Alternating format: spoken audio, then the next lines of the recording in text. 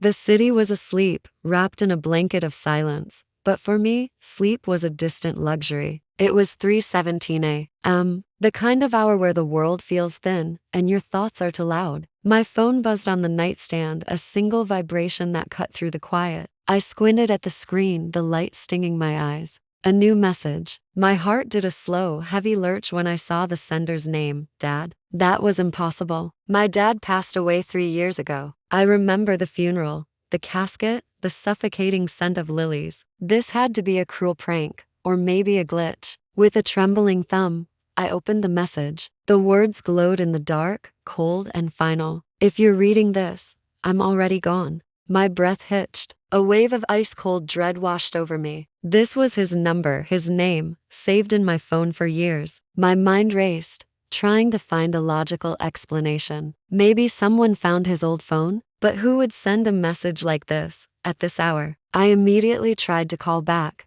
The phone didn't even ring, just dead silence, followed by the automated voice. The number you have dialed is not in service. Of course, it wasn't. We'd disconnected it years ago. I was about to throw the phone across the room when it buzzed again. Another message from Dad. My blood ran cold. This time, it was just 4 words, a command that seemed to echo in the empty room. Don't open the door. As if on cue, a sound pierced the night. Ding dong, the doorbell. My heart hammered against my ribs. Who could possibly be at my door at 3:17 in the morning? The timing was too perfect, too terrifying to be a coincidence. I crept out of bed, my feet cold on the hardwood floor. Every creak of the house sounded like a gunshot. I tiptoed to the front door, peering through the peephole. There was nothing there, just the empty, dimly lit hallway of my apartment building. A breath I didn't realize I was holding escaped my lips. Maybe it was just a neighbor coming home late, or a delivery to the wrong address. I started to turn away, trying to calm my frantic pulse, when my phone vibrated in my hand once more. He's not at the door. He's behind you.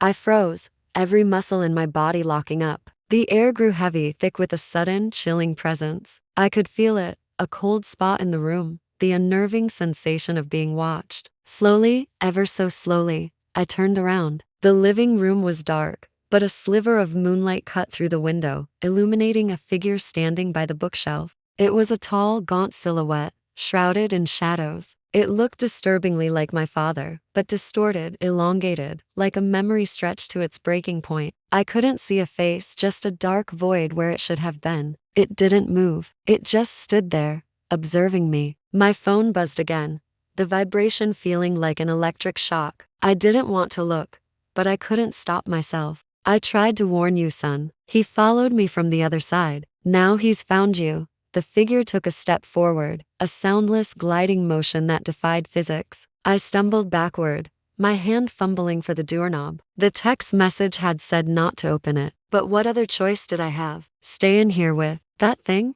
My fingers closed around the cold metal latch. Another buzz from the phone. Don't. The door doesn't lead outside anymore. I hesitated, my mind screaming. What did that even mean? I glanced back at the figure. It was closer now, just a few feet away. I could almost make out the shape of its features in the darkness, a twisted, silent scream etched onto a face of pure shadow. I had to get out. Ignoring the final warning, I twisted the lock, wrenched the door open, and lunged into the hallway. But it wasn't the hallway. It was blackness, an absolute, suffocating void that swallowed all light and sound. I was falling, tumbling through an endless, cold emptiness. The apartment, the building, the entire world had vanished, replaced by this chilling abyss. My phone, still clutched in my hand, lit up one last time. It was a message, not from my dad, but from an unknown number. Welcome. We've been waiting. The light from the screen faded, and I was left alone in the dark. Thanks for watching. If you enjoyed this story,